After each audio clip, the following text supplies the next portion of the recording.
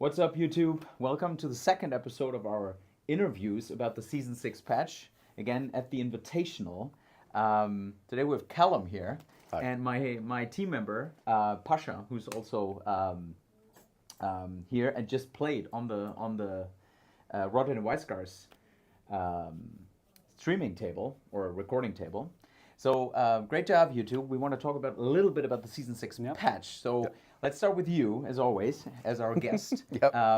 So Callum, Season 6 patch. First impression, what's positive? Yeah. And maybe what do you want to see in maybe mid-season patch? Okay, so the positives that I'm seeing, first of all, is some inadvertent or indirect buffs to certain armies. It's like previously Martells would struggle with the attachment costs with the higher cost units that they run, like Darkstar Retinue. Particularly Baratheon on Stannis' side kind of struggle with that. So Night's Watch also? Night's Watch really struggle with it, yeah. So just giving you that 4 extra points if you're in the 40-point games is really beneficial, just to make those armies a little bit more competitive, helps you with the thematics of it. I'm just enjoying the direction that Asmodee or Simon is taking the game, to be honest. Seems to be a lot of good things coming through. Yeah, that's probably all I can say. How do you really. like the lore aspect of it?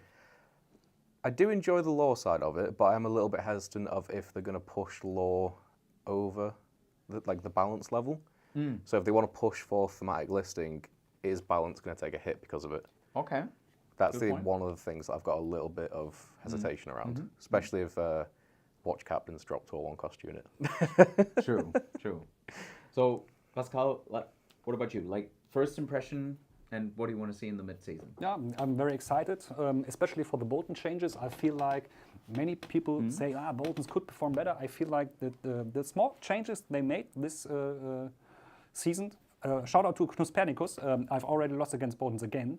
I feel like that these small changes give them even more power, even more availability of panic tokens when they need them. And with the new Aura card that can spam tokens in long range, I feel like Boltons will Bloody have beheadings.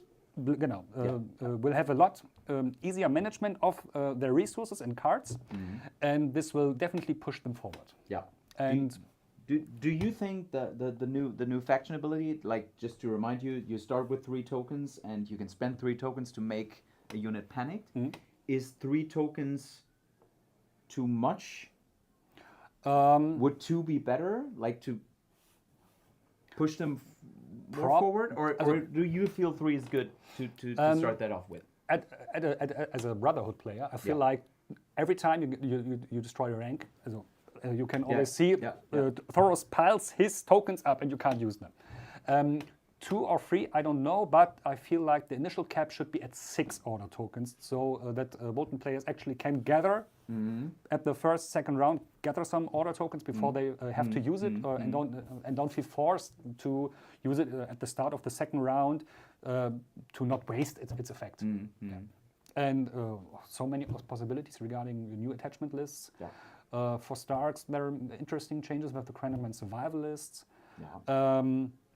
Stannis has finally a functioning True Conviction. Feels very good in ranged units to nearly always have rerolls, or at least at the start of a turn round, when the army is full at elf and rerolls on long range. We know that this is really strong. Looking at Skyreach Bowman, for example. And season Mid-season? 6.5, let's call it like that. I'm hopefully thinking of touching some underused commanders. Underused commanders. So like Obara, Andrew Estamont. Maybe. Could it be from the Baratheon side? Actually, maybe Andrew Estamont, Eldon. Eldon Estamont? Yeah, he's not really played too much. The King in the South friendly as well. Was it? And I feel like here Renly too could be touched a little bit, especially with the attachment changes. His 1 tactic zone, let's revive an attachment, but only to a free unit, which you probably don't have. Well, I found it particularly useful against cavalry lists. I took him in a previous tournament, King in the South. It is very strong when a cav uses the free maneuver that you get a free charge after that. With Courtney, now in season 6 especially. Yeah. Just automatically rolling that 6. It's amazing. Always 6, bam, overconfidence, right in the face. Yeah. And then possibly with Stag Knights or Highgarden Pikemen for 9 hits. The activation directly in after that. Yeah. So one key take of our first video we did was there were also some units touched, some really good changes, but we also expected some more. So we came up with bruisers, we came up with conscripts, we came up with Harma Vanguard. So they weren't touched. But unexpectedly nothing happened with those units. Yeah. So are there any more? What are your units that you feel need some more love in mid-season or in the future in general? I would really hope that Baratheon Sentinels get a little bit more Sentinels? love. I know the Sentinel ability is quite strong and the Sundering as a base ability is good, but the hitting on the 4, especially when you look at the comparison of the Reavers that have that Furious Charge built in, you get 2 Pillage on them, they punch way above that 5 cost weight. So when you compare, right? Yeah, they're on 6 points, Reavers 5 points. No, they're both 5 points, Yeah, they're both 5 points, but But to make the Sentinels kind of almost put the same damage output on, you need to make them that 6, 7 cost. Yeah, I feel like if they would hit on +3, they would be too strong for 5 maybe? points. Possibly. Then they would need to drop to 6 points. Could be fine. Yeah, that could be our Berserkers, really. When looking at other units, I feel like only small, very, very small changes. Maybe the Bloody Mama Skirmishers to 5/6, 6 moral. They need to change again, right? How often did they change the skirmishes? Like, I don't know, 4 or 5 times? No, that often. No? Yeah, I think so. I think the last change was with 2021. No. They got changed in season 4. But whatever, there was a change. But we need more clowns, right? Yeah, definitely. In the end, way we more need clowns. Yeah. Also, otherwise, I feel like Brotherhood has some uses for them, but Moral 7 for any other faction is really hurting them. Yeah, true. But disrupt and weakened unactivated unit, maybe weakened and rewards, like the cutthroats. Yeah.